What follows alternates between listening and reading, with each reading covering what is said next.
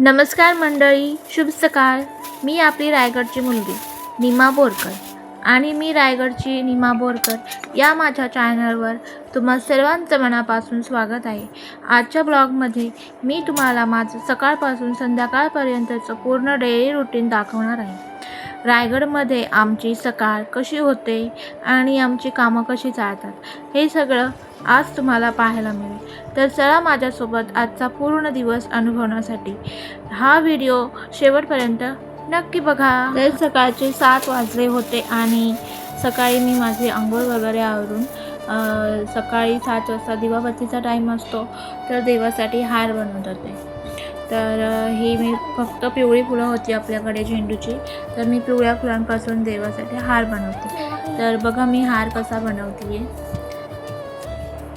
तर इकडे मी सुई घेतली, सुईमध्ये दोरा ओला आणि मग नंतर फुलं, आधी 2 धागे घ्यायचे आणि मग नंतर फुलं त्यामध्ये टाकायचे आणि तो धागा नंतर वेगळा करायचा. म्हणजे एका ह्याच्यामध्ये 2 फुलं टाकायचे आधी दोन्ही धाग्यांमध्ये आणि मग नंतर त्या धागाचं 2 धागे करून असं मी करून घेतलं आणि मग नंतर एक ह्या साईडने असं फुलं ओवून घेतली. तर बघा मी कसं बनवते ती.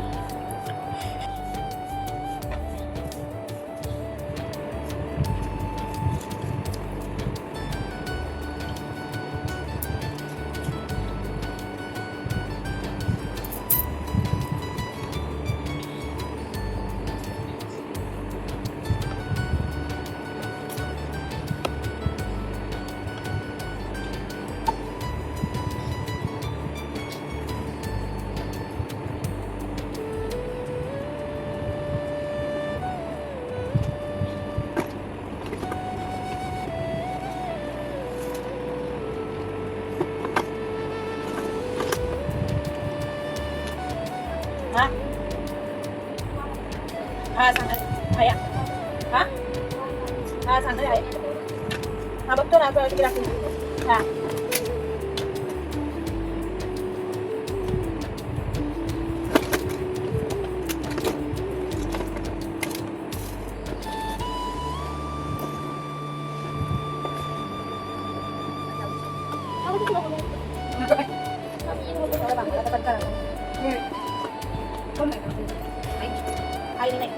तर इकडे आईचं ना माझं थोडं बोलणं चाललं होतं, म्हणजे थोडं भांडण झालं, पण ठीक आहे, म्हणजे असंच होतं नॉर्मल.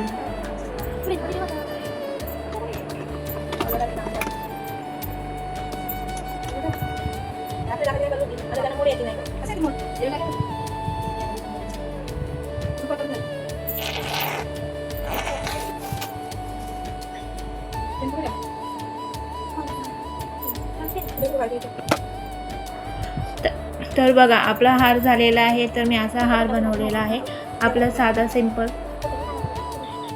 तर तुम्हाला मी बनवलेला हार कसा वाटला नक्कीच कमेंट करून सांगा. तर इकडे त्याच्यानंतर हार बनवून झाल्यानंतर सकाळी बहिणीची आताच डिलिव्हरी झालेली आहे, तर तिच्यासाठी मी इकडे ओवा भाजत होते आणि शापा, म्हणजे ओवा खायचा असतो डिलेवरी झाल्यानंतर त्याने, कारण त्याने बाळाला सर्दी होत नाही आणि आईला देखील सर्दी होत नाही म्हणून ओवा खातात असं बोलतात, जुनी लोक म्हणतात. आणि ओवा चावल्यानंतर बाळाला त्याची वाफ पण द्यायची असते, म्हणजे बाळाला सर्दी होत नाही. तर ओवा आणि शापा माझा भाजून झालेला होता. तर इकडे मी हे बघा ओवा आणि शापा असं मिक्स करून त्याला थंड होऊन नंतर आपण ते बरणीत भरून ठेवू.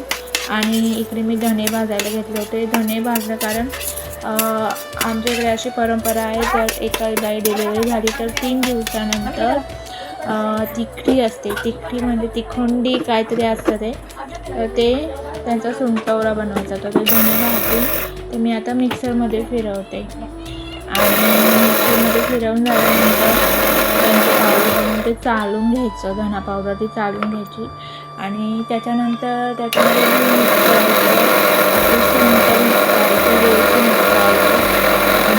मिक्स करायचं आणि मग ते मिक्स केल्यानंतर ते बाळंतीण बाई असते तिच्यासाठी ते खायला देतात तिला, म्हणजे रोज सकाळी उठल्यानंतर तिने ते खायचं असतं आणि ते घरातले लोक त्यांनाही ते वाटायचे असतात. तर असं मग ते बघा तुम्हाला पुढे दिसेलच ते सुंटवडा कसा बनवलेला व्हिडिओमध्ये, आणि मी पुढेही बांधत आहे व्हिडिओमध्ये, तर तुम्ही समजून जा का हा सुंटवडा आहे म्हणून. तर हे बघा पुढे कसं बनवलं. आणि मग इकडे आपल्याकडे कार्यक्रम होता नंतर 5वीचं, तर त्याच्यासाठी कांदे बटाटे आणले होते, ते मी साफ करत होते आणि कापायलाही घ्यायचे होते कांदे, कारण मसाला बनवून ठेवायचा होता, वाटण बनवायचं होतं, म्हणजे रात्री जेवण होतं म्हणून त्यासाठी. तर त्याच तेव्हा मी पुढचा व्हिडिओ बनवलेला आहे, तर पुढच्या व्हिडिओमध्ये तुम्हाला, कारण हा व्हिडिओ खूप मोठा झाला असता म्हणून पार्ट 2 येणार आहे हा याचाच, तर तोही तुम्ही नक्की बघा. तर इकडे मी सगळे कांदे कापून घेते आणि मग मी कांदे कापून झाल्यानंतर आमची वहिनी आली, त्या वहिनीने मला खूप मदत केली म्हणजे मसाला बनवायला. मी फक्त कांदे कापून दिले तिला आणि त्या वहिनीने भाजलं, खोबरं भाजलं, कांदे भाजले आणि मिक्सरमधनं वाटणही काढलं त्या वहिनीने. आमच्याकडे अशी आमची लोक सगळ्यांना मदत वगैरे करत असतात. आणि पुढच्या व्हिडिओमध्ये, पुढच्या पार्टमध्ये तुम्हाला दिसेल का 5वीचा कार्यक्रम कसं असतं, काय असतं ते तुम्हाला सगळं ते पुढच्या व्हिडिओमध्ये दिसणार आहे. तर पुढे असाच व्हिडिओ बघत राहा कंटिन्यू.